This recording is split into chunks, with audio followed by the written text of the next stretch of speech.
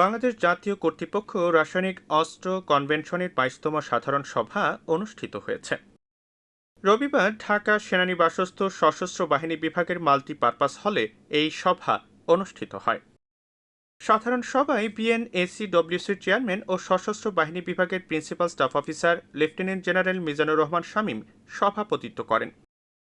এ সময় বিএনএসিডব্লিউসির সদস্যবৃন্দ সহ সংশ্লিষ্ট বিভিন্ন মন্ত্রণালয়, সংস্থা এবং সশস্ত্র বাহিনী হতে ৪৩ জন উচ্চপদস্থ কর্মকর্তা এই সভায় অংশগ্রহণ করেন।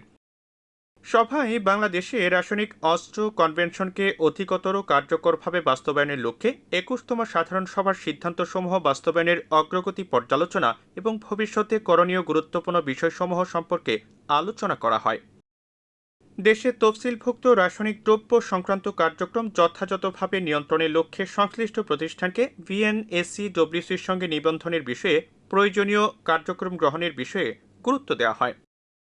সম্প্রতি দ্বিতীয়বারের মতো বিএনএসিডব্লিউসির বিশেষজ্ঞ পরিদর্শন দল কর্তৃক মোংলা বন্দর পরিদর্শন করা হয় ও বন্দরের রাসায়নিক নিরাপত্তার স্বার্থ সংশ্লিষ্ট কর্তৃপক্ষের করণীয় বিষয়ে এই সভাকে অবহিত করা হয়।